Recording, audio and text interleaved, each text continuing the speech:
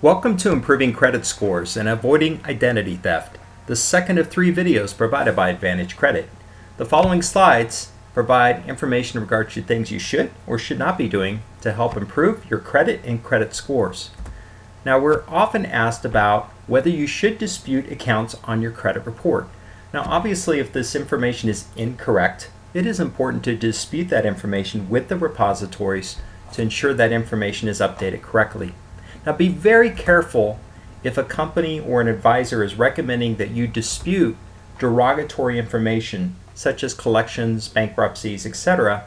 for the purpose of raising your FICO score. Because in many cases, by disputing a derogatory account, it still may be factored into your credit score. And worse yet, if you dispute a good standing account, it may not factor into your FICO score. Here's the most important part.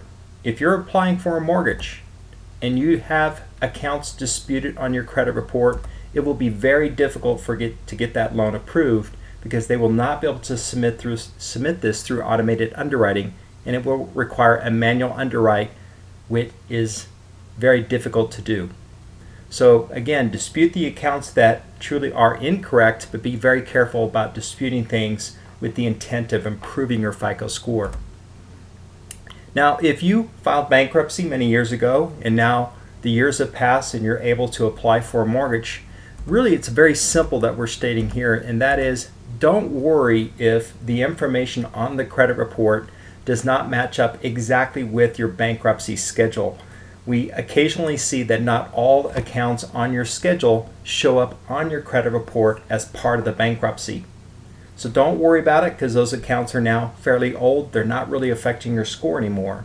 If you attempt to update your credit report to make sure all accounts are listed as part of the bankruptcy, it's going to bring that date forward and possibly lower your FICO score. If you are considering a loan modification to help lower your monthly payment over a period of time, be very careful about, first of all, how it will impact your FICO score, since in many cases it is really a repayment plan and looks very similar to a bankruptcy, mainly because it will state as a partial payment plan on your credit report. Now here's the key part. If you're considering a loan modification, work with your current servicer and ask them if they will list this account as paid as agreed. And we are seeing a trend in the industry that many servicers now are willing to work with you and state the account as paid as agreed and not list anything that would actually hurt your score. Now, you may have heard that in the past a short sale is better than a foreclosure, especially if you're trying to sell a home where you have a higher mortgage balance than what the house is worth. In reality, both will hurt your score, and in most cases they're looking very similar to like a foreclosure, since it will say settled for less than full balance. Now here's the important part and an example. Let's say you have a house that's worth $200,000 and your mortgage balance is $250,000, and when you complete that short sale, you still owe an outstanding balance of $50,000. It's critical that you work with your current servicer and negotiate with them to see what would be required in order for them to list the account as paid as agreed. Some servicers may require you to pay set up an unsecured note for that $50,000, the difference, and make payments on that, or they may forgive a portion of that amount and maybe do a line of credit for $25,000, or possibly, depending on the balance, they may forgive the entire amount. But the key is to work with them to ensure it states paid as agreed. Here are some things you should consider doing or not doing to help improve your score. One is, be very careful about co-signing on loans. When you co-sign a loan, their loan is now your loan. So if they're late, that late payment basically affects your score as well. I recommend to people that if you're going to co-sign on a loan, you just as well assume the payment responsibilities and have them pay you. Don't close those old revolving accounts that you've had open for a long period of time. As you recall possibly in our first video, that payment history is a big impact in a positive way on your FICO score. So closing accounts removes that payment history and can actually lower your score. And then don't open new accounts, especially for that short-term gain. We noticed, like during the holidays, Companies may ask you to open up an account to save 10-15% on a purchase with the intent that you may pay that off and then close that account a month or two later.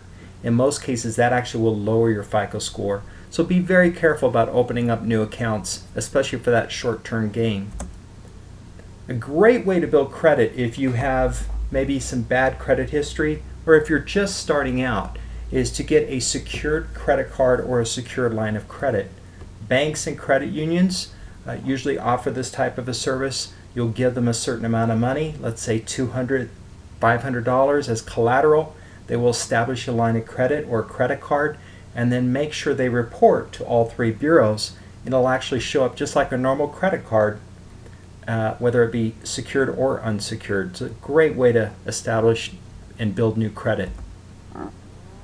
We're often asked if inquiries affect your FICO score. So if you're out applying for a car loan, for example, and you're worried about people pulling your credit, don't panic.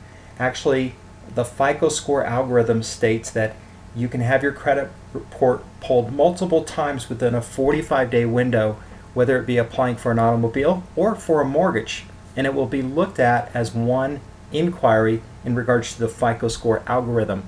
So a hard hit or where you're actually applying for credit usually is not going to impact your score if you stay within that 45-day window. Now, if you pull credit on yourself just to see what your credit looks like, and you notice many inquiries from companies you do business with today, credit card companies, etc., don't panic. Those are called soft hits, and those do not affect your FICO score. And we're also asked is, well, what defines a 30-day late? Well, as an example with a mortgage, your mortgage is due on the 1st. Usually you have until about the 15th of the month, and then from the 15th to the end of the month, you may pay some type of additional interest charge, but you're not actually 30 days late until the 1st of the next month. Identity theft is critical today to prevent identity theft because 1 out of every 10 Americans today are impacted by identity theft. So these are some things you can be doing to avoid identity theft. Now, first of all, if you are a victim of identity theft, you should contact at least one of the bureaus, Experian, Equifax, or TransUnion, and they will all then notify each other and all put a 90-day fraud alert on your account. They also will offer many excellent services such as monitoring that I would recommend signing up for at least for 12 months to ensure no additional identity theft occurs. Some things you can do to avoid identity theft: be very careful about sharing your social security number. Many times when you're applying for you're signing up at an office, an association, a membership, etc., and you'll see somewhere on the form it asks for your social security number. My recommendation is leave it blank. Let's see if they really need that social security number. In many cases, that's a form that used to always ask for your social security number, but really it's not needed, and I would push back if they ask for it, because if you're not actually applying for credit and they're not pulling your credit report, there seems no need for you to have to provide your social security number. When you receive your statements and solicitations in the mail that you've been pre-approved for a 0% credit card, don't just rip those in half. Get a shredder, a crosscut shredder, and shred all of your statements and solicitations. Dumpster diving is huge today. If you set your trash out, people will get into your trash and get that information out as well. Never mail your payments from home. If you have that mailbox in front of your house with that red flag, guess what? That red flag means something else. It means that you put mail in that mailbox, and now people know you have personal information, possibly payments that they might reach in and grab out of your mailbox. Always take your mail to the post office when you're mailing your payments. When you go to a store to swap your credit card and you're doing electronic signature, that information is normally stored on that company's computer. I encourage people that when you sign your name, at the end of your signature, put the date of the transaction. That'll date that signature, therefore no one will possibly use that for the intent of identity theft on you. And note the delivery dates of your statements. If you still have your credit card statements, your mortgage statements being mailed to you, make sure you know when those are usually come to your home, and if for some reason they're late, you should notify those companies right away. I do encourage people to move to electronic statements, and electronic statements are actually very secure. And the way to define whether a website is secure or not, or encrypted, is at the very top where the URL is, instead of HTTP, it should list HTTPS for security. And this is something I highly recommend that you do on an annual basis, and that is monitor your credit report for free. You can go to annualcreditreport.com and you can pull your credit report from each bureau every 12 months for free. So I recommend that you pull from one of the repositories, let's say TransUnion in January, wait 4 months, pull one from Equifax, wait 4 months, pull one from Experian, and so on. And you can monitor your credit and make sure everything's up to date. And I really encourage that prior to applying for a loan.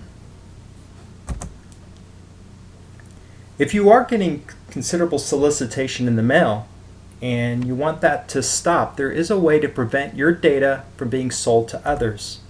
Now, when credit is pulled on you, your information could be sold to all 3 of the major bureaus or repositories. But there is a solution, and you can opt out from them selling or providing that information to other companies. It's very simple.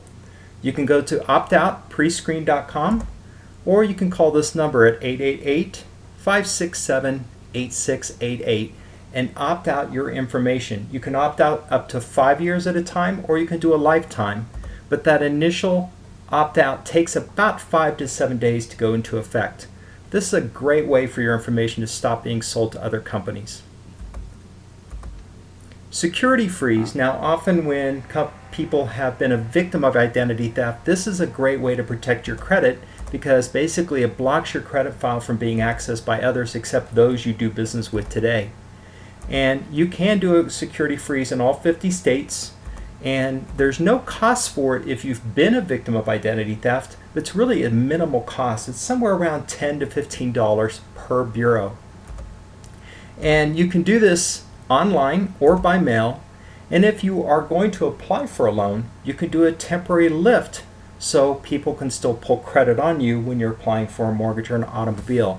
But I do encourage a security freeze, especially if you've been a victim of identity theft. In summary, as we mentioned in the first video, there's really 4 simple things to consider in order to improve your FICO scores and keep high FICO scores and good credit. And one is, don't open new accounts unless you have to. Don't close those accounts you have open. Keep that payment history alive. Keep your revolving debt to a minimum. As we mentioned in the first video, 30% of the high credit on credit cards is a great place to keep your credit card balances at. And then pay your bills on time. I encourage you to view our other videos, including industry trends impacting credit scores, and if you haven't watched our first video, understanding credit scores. I hope you found this information helpful, and thank you for viewing Improving Credit Scores and Avoiding Identity Theft.